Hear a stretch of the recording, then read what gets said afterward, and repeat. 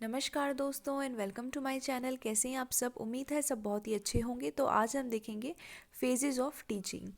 तो यहाँ पे हमने इससे पहले लर्निंग एंड टीचिंग सब्जेक्ट के काफ़ी सारे टॉपिक कवर कर चुके हैं। तो नेक्स्ट टॉपिक हमारा यहाँ पे रहने वाला है फेजेस ऑफ टीचिंग, यानी टीचिंग के अंदर क्या क्या यहाँ पे हम कह सकते हैं स्टेज आते हैं। अगर आपसे कोई पूछ ले टीचिंग के कितने फेज होते हैं या फिर आपसे पूछ ले स्टेजेस कितने होते हैं, तो बात एक ही है। तो हमारे पास स्टेजेस कह लो या फेजेस कह लो, टीचिंग के 3 होते हैं। सबसे पहला होता है प्री एक्टिव स्टेज, इसके बाद आता है इंटर एक्टिव स्टेज और उसके बाद आता है आपके पास पोस्ट एक्टिव स्टेज। तो अब ये क्या है, इनको डिटेल में अभी हम पढ़ेंगे और हर एक चीज़ को क्लियर करते हुए चलेंगे। तो यहाँ पे कहने का मतलब ये है कि जब टीचिंग आप करते हो, किसी चीज़ को पढ़ाते हो, ठीक है, कोई भी टॉपिक है आप उसका जो प्रेजेंट करने वाले हो, टीच करने वाले हो, तो उसके अंदर क्या क्या स्टेप्स आप फॉलो करते हो, एक तरीके से ये है।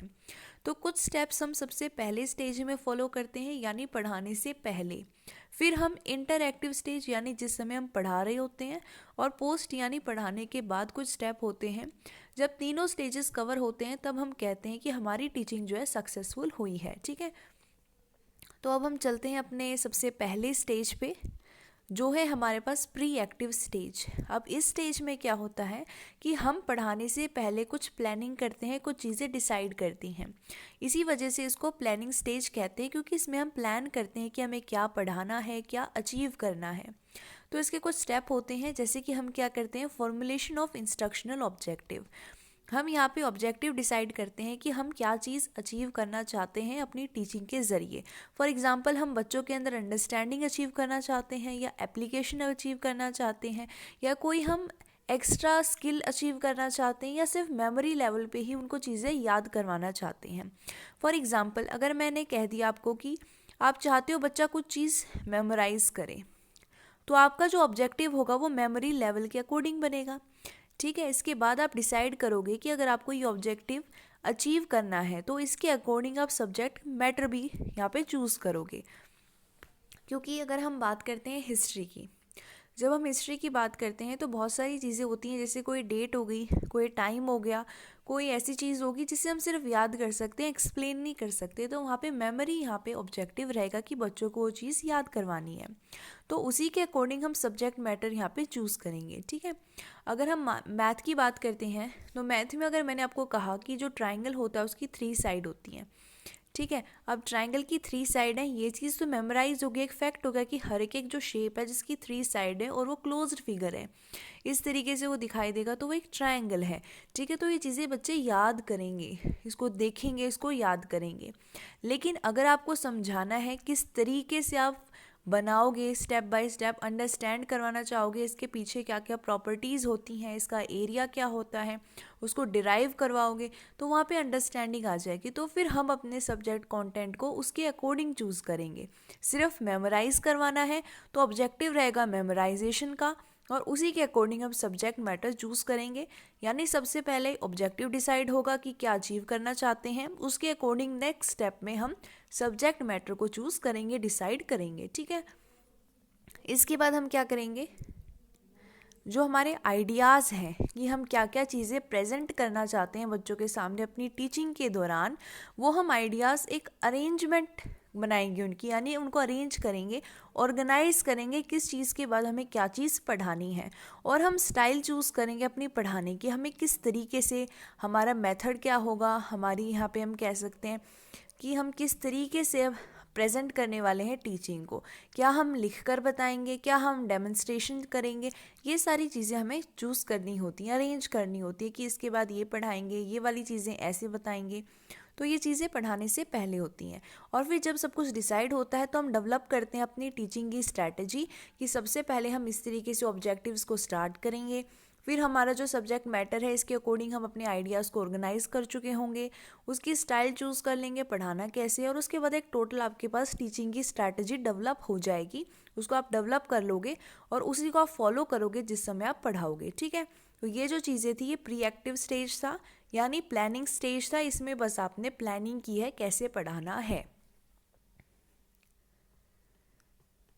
इसके बाद अब वो स्टेज आता है जब आपको जो भी आपने प्लानिंग की है उसको अप्लाई करना है, यानी इम्प्लीमेंट करना है, एग्जीक्यूट करना है। अब आपको उसको अप्लाई करना है, इसी वजह से इसको एप्लीकेशन स्टेज, एग्जीक्यूट करना है एग्जीक्यूशन स्टेज, और इम्प्लीमेंट करना है चीज़ों को प्रैक्टिकली, तो इसलिए इसको इम्प्लीमेंटेशन स्टेज के नाम से भी जाना जाता है। और मेनली इसका नाम होता है इंटरएक्टिव स्टेज। इसमें हम पढ़ाते हैं। तो पढ़ाने के दौरान सबसे पहले क्लास को देखना है, साइज अप करना है, ये देखना है कि क्लास में जो टोटल स्ट्रेंथ है, कितने बच्चे हैं क्लास में, कितना साइज़ है क्लास का, सबसे पहली चीज़ें ये करनी होती है।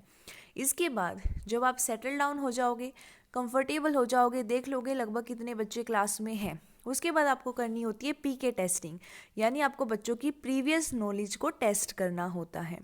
अब जब आप वो चीज़ टेस्ट करोगे तो आप वहाँ पे डायग्नोज कर रहे हो बच्चों की प्रॉब्लम को, उनके करंट जो नॉलेज का स्टेटस है उसको आप चेक कर रहे हो, डायग्नोज कर रहे हो।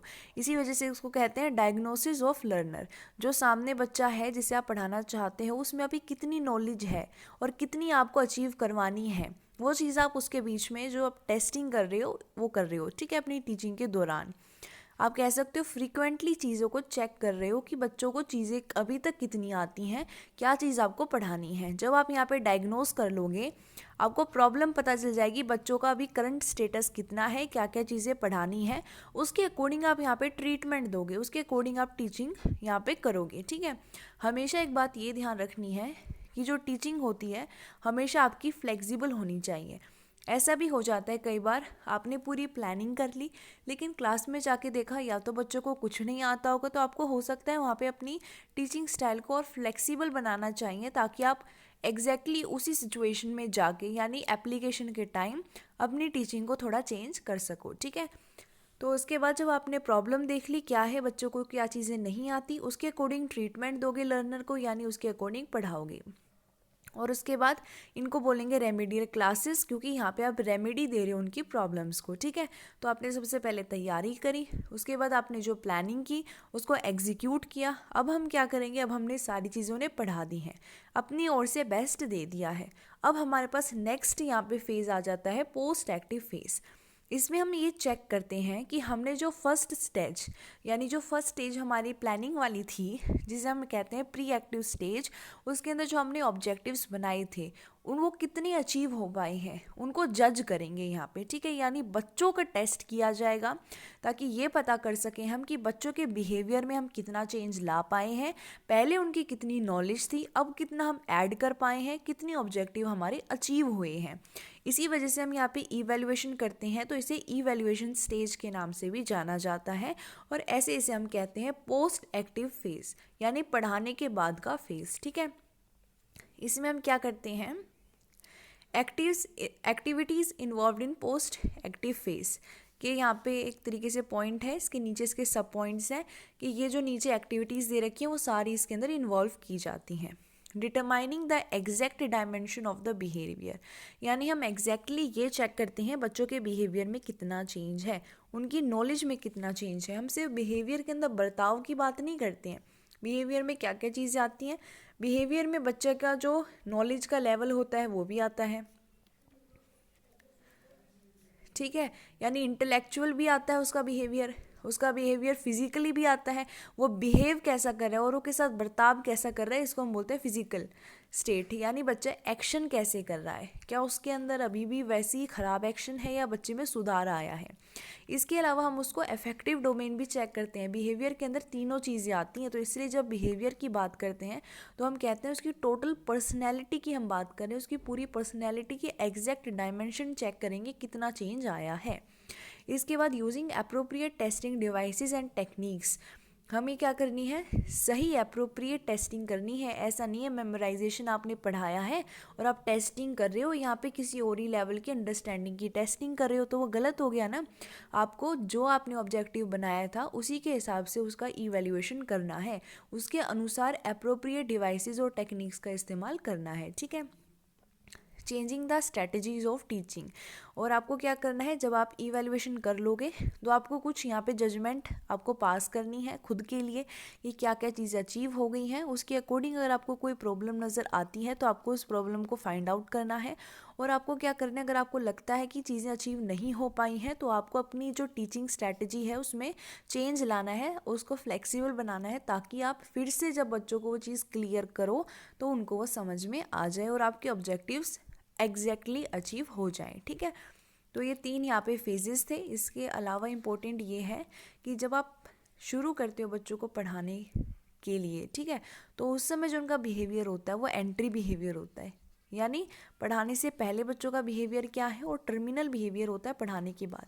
तो हम शुरू करते हैं बच्चों के एंट्री बिहेवियर से, और उनमें क्या चेंज ला पाए हम, उनका टर्मिनल बिहेवियर हमें ये बताता है।